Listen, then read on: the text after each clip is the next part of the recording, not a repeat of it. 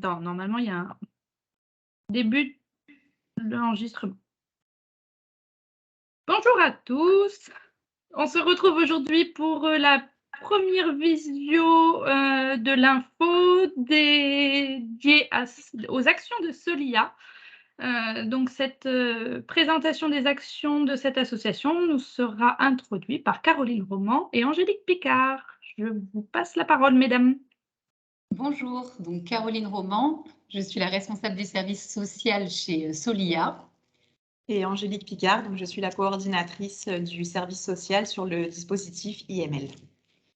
Donc à la demande d'Elsa, on vous présente aujourd'hui notre association et on fera un focus ensuite sur le service IML et plus particulièrement sur l'IML sur le secteur de la CASA. Donc Solia, on existe sur le département depuis 1952. À la base, on s'appelle le Pacte, puis le Pacte ARIM, et puis plus récemment, on a adhéré à la fédération Solia. Donc aujourd'hui, on est une association d'une quarantaine de salariés qui se compose de 3 pôles. Donc on a un pôle travaux qui est notre pôle historique qui accompagne les propriétaires dans l'amélioration, l'adaptation de leur logement au handicap, à l'âge, mais aussi dans tout ce qui est économie d'énergie.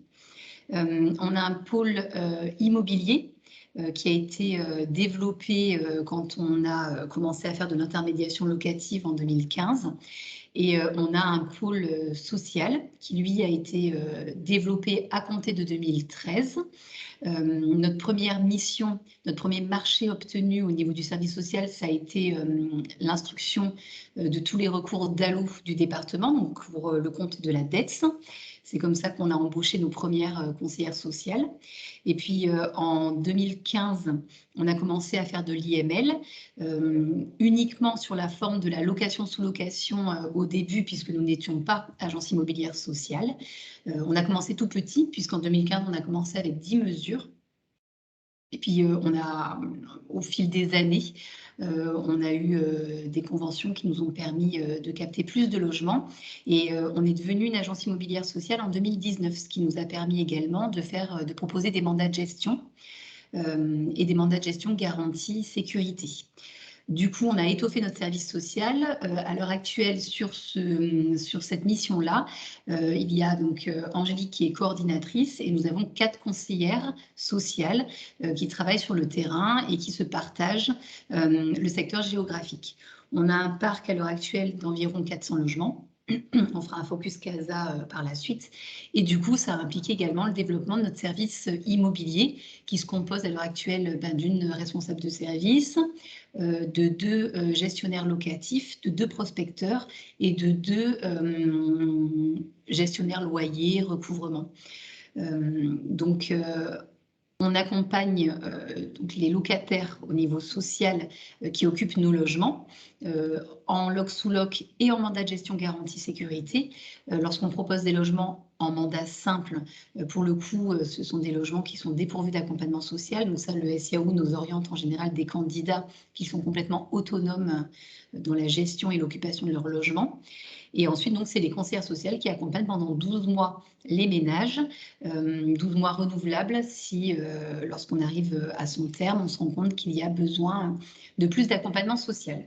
Donc, je vais laisser Angélique présenter la fonction de terrain de la conseillère sociale et les missions qu'elle fait au quotidien. Alors, donc, au niveau de l'équipe sociale, donc, nous, on démarre notre accompagnement dès l'attribution en fait, des logements, puisqu'on prend nous-mêmes contact avec les personnes et leurs références sociales, auxquelles on demande d'être présent à l'entrée dans les lieux, voilà, pour plus de facilité de compréhension, de transparence et de reprise du discours derrière avec les familles.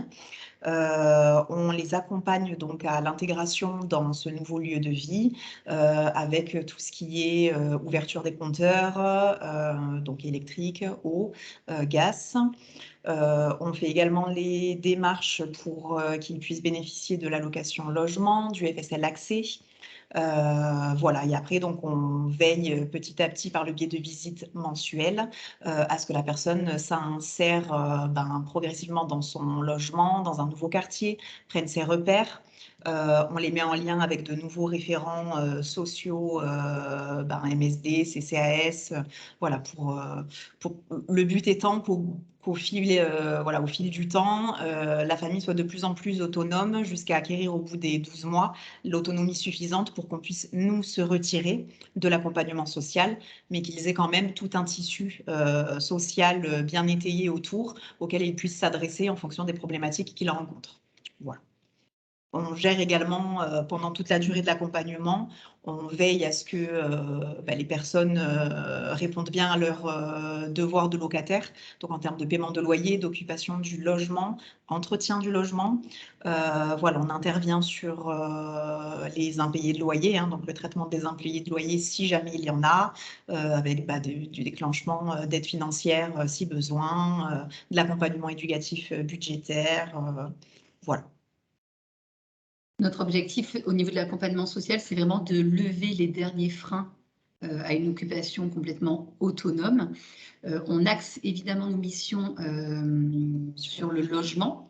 Après, comme on rend visite mensuellement aux familles et que clairement, en général, il n'y a que nous qui avons cette proximité, qui pouvons rentrer au domicile, évidemment avec l'accord du locataire, mais ça se fait assez facilement. C'est vrai qu'on est aussi les oreilles et les yeux d'autres problématiques, d'où l'intérêt de développer un maximum autour de nous, mais aussi autour du ménage, tout le réseau partenarial. Donc c'est vrai qu'on insiste beaucoup dans notre prise en charge sur le fait que nous ne sommes pas le référent de la famille. On ne doit pas le devenir puisque nous, notre accompagnement s'arrête au bout de 12 mois. L'objectif, c'est vraiment l'autonomisation et la levée des derniers freins. Donc, le but, c'est que la personne, au terme de ces 12 mois, sache également se repérer dans tout le champ partenarial qu'il existe dans le département, que s'il a des problèmes en termes d'insertion professionnelle, au niveau de la santé, voilà, qu'il sache à qui se référer. Et ça, c'est tout notre boulot aussi pendant les 12 mois qui vont s'écouler. Après, on a aussi malheureusement des personnes qui, au bout des 12 mois, soit n'ont toujours pas acquis l'autonomie, soit ont connu des accidents de vie qui font qu'ils ont encore besoin de prolonger l'accompagnement social. Donc en général, moi je fais un point mensuel avec le SIAO, je leur fais part des difficultés, on renouvelle les accompagnements ou on renforce les accompagnements avec de l'accompagnement hors les murs, par exemple, ce qui peut se faire également sur nos logements et ce qui peut être pertinent pour les ménages qui malheureusement n'évoluent pas favorablement et sont de plus en plus en difficulté.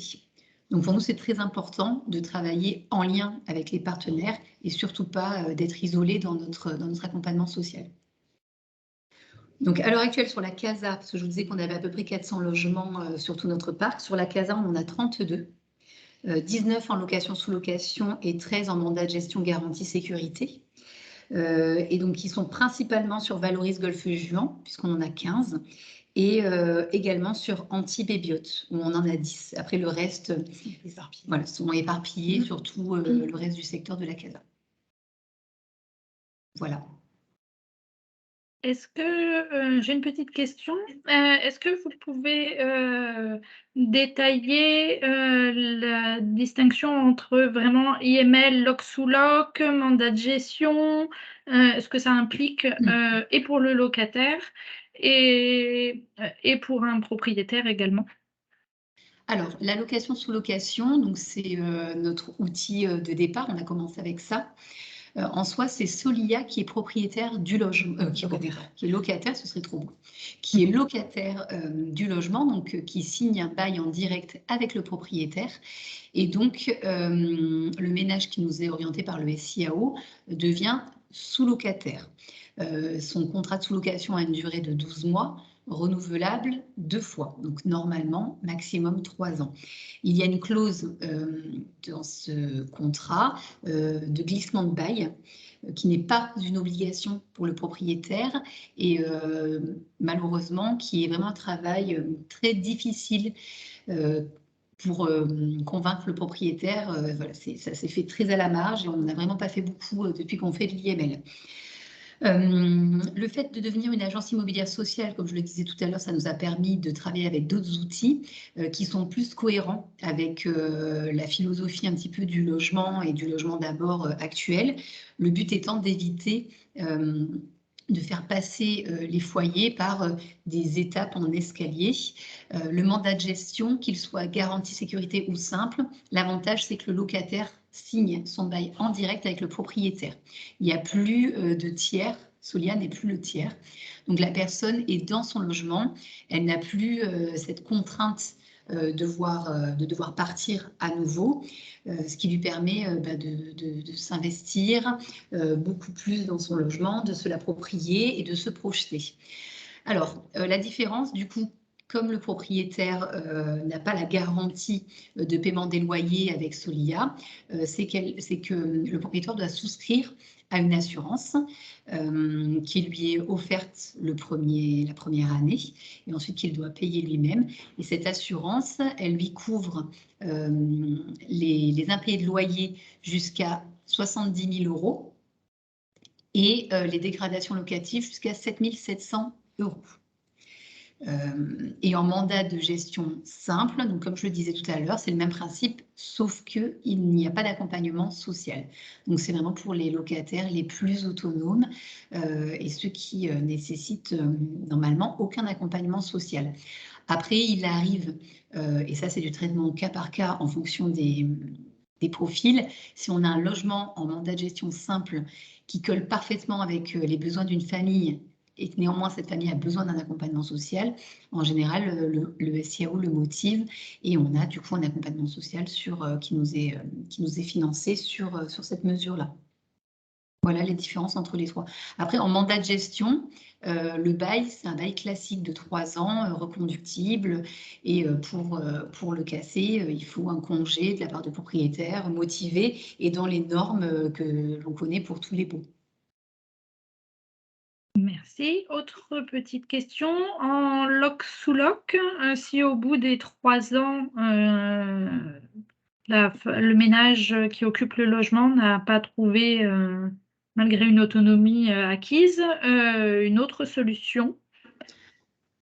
Alors nous, la consigne chez nous, si évidemment le ménage occupe paisiblement son logement et que tout se passe bien, il reste chez nous. Voilà.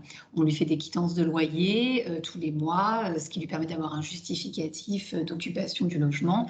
Et évidemment, on n'a jamais procédé à une expulsion juste parce que le bail de sous-location arrivé à son terme. De toute façon, pour expulser quelqu'un, on est dans un cadre classique, il faut un motif légitime et sérieux, c'est un impayé de loyer ou c'est des nuisances et des troubles graves au voisinage. Non, on n'a pas de congé propriétaire dans un contrat de sous-location, donc ça se reconduit jusqu'à ce que la personne puisse se reloger ou jusqu'à ce qu'on ait un congé, mais sinon, la personne est maintenue dans les lieux. Et est-ce que vous accompagnez les ménages justement à chercher d'autres solutions? Alors oui, on les accompagne. Angélique, peut-être tu peux prendre la parole là-dessus. Avant d'entrer chez nous, ils ont de toute façon, pour la grande majorité, déjà une demande de logement social active. Donc, nous, on les accompagne, voilà, c'est aussi notre rôle à renouveler leurs demandes tous les ans, aussi bien pour les mandats de gestion que pour les locations sous location, mais plus sérieusement pour les locations sous location, puisque voilà, il ne s'agit pas d'un bail voilà, qu'ils ont en tant que locataire, mais en tant que sous-locataire. Et effectivement, si au cours de la location sous location, il y a eu également des naissances ou des départs et que le logement n'est plus adapté à la situation ou devient trop cher, voilà, il peut arriver du coup qu'on les accompagne effectivement pour un relogement dans le parc social. Voilà. Après, on n'a pas de baguette magique. On est à ce niveau-là, voilà, on n'a pas de passe-droit nulle part. Donc, c'est vrai que nos sous-locataires doivent prendre aussi leur mal en patience. Et nous aussi, on a les mêmes outils que les autres, donc demande de logement social. Et on peut également prétendre au dépôt d'un dossier DALO. Néanmoins, parce qu'ils ont le critère du logement de transition depuis plus de 18 mois, néanmoins, s'il n'y a pas d'urgence en termes de relogement. Si le logement est adapté et que le loyer va, que la typo va et qu'il n'y a pas d'urgence, ils n'auront pas forcément de priorité d'aide. Donc voilà. Donc on a vraiment les mêmes outils que tout le monde. Pas grand-chose. Bah, merci beaucoup. De rien, merci à toi. Merci. Je mets fin à l'enregistrement. Oui.